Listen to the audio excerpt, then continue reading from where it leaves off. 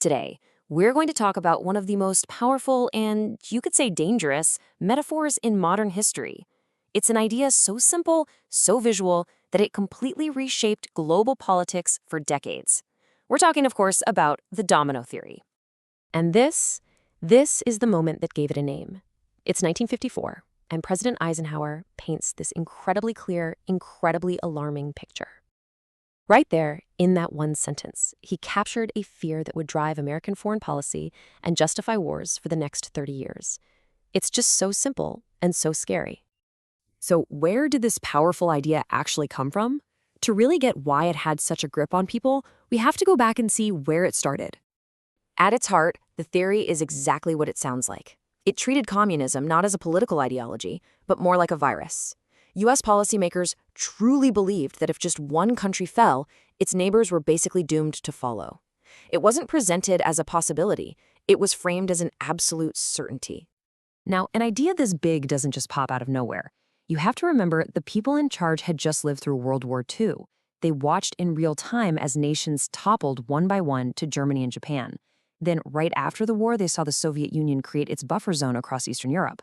So, when China fell to communism in 1949, this fear, this idea of an unstoppable wave, well, it felt very, very real. So with that fear baked in, the theory went from just being an idea to becoming a core piece of Cold War's strategy. It really set the stage for this massive global showdown. And what's really fascinating here is that this fear had a perfect mirror image on the other side. You had the American view. If one domino falls, the whole line is in danger.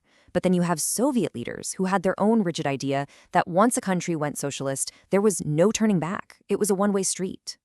This created this incredibly dangerous zero-sum game where neither side felt like they could give an inch. And this wasn't just some academic debate, not at all. This way of thinking moved right from the briefing rooms onto the battlefields. Suddenly, the entire world looked like one big set of dominoes, just waiting to fall. The theory was put into practice all over the globe. The Korean War was one of the first big tests, intervening to stop a communist North from taking the whole peninsula. Then, of course, you have the Vietnam War, which was the absolute peak of domino thinking. The fear was that if Vietnam fell, all of Southeast Asia would follow. But it wasn't just Asia.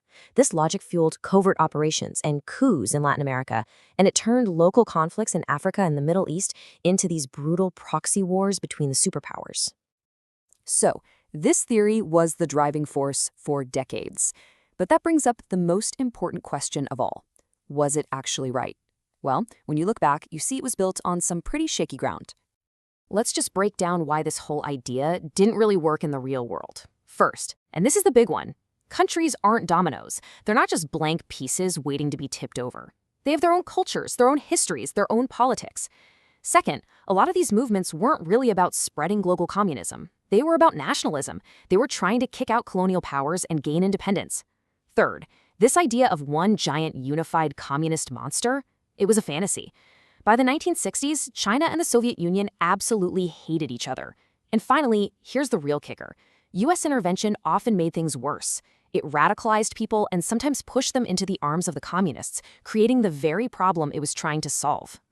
But just because the theory was wrong doesn't mean it didn't have an impact. The policies it inspired left deep, lasting scars all over the world. The fallout was just immense. In the U.S., the Vietnam War led to the Vietnam Syndrome, which made the public really wary of getting into foreign conflicts for a long time. The proxy wars, fought on the principle of stopping dominoes, absolutely wrecked countries from Angola to Afghanistan, setting them back for generations. And on a global scale, it forced everyone to pick a side. You were either with us or you were with them. It just sucked all the oxygen out of the room for diplomacy or finding a middle ground. And don't for a second think this kind of logic is ancient history. You can hear clear echoes of it much more recently in the War on Terror. That idea that if one country becomes a failed state, it will become a breeding ground for terrorism that will then spread and destabilize the whole region. That's the domino theory, just with a new coat of paint. So, after all the conflict, all the money spent, all the lives lost, we have to ask the ultimate question. Did any of the dominoes actually fall the way they were supposed to? Well, here's the incredible irony. The only time something really looked like a domino cascade was the complete opposite of what was predicted. It was the collapse of communism itself. Starting in 1989, the countries of the Eastern Bloc fell away from the Soviet Union one by one, leading to the end of the USSR in 1991. And it wasn't because of an outside invasion. It was because the system was rotting from the inside. And in Southeast Asia, that feared chain reaction, it just never happened. This really gets to the core of it. The metaphor itself was wrong. As Henry Kissinger later said, a much better analogy is a chessboard. Countries aren't passive objects. They're active players, making their own moves for their own reasons. They have agency. At the end of the day, the domino theory tells us a lot more about the anxieties of the Cold War than it does about how the world actually works. It's a powerful lesson in how a simple, catchy idea can lead to world-changing and sometimes devastating consequences. So it leaves us with a question for our own time. What are the falling dominoes we're afraid of today? And are we sure we're seeing the board clearly this time?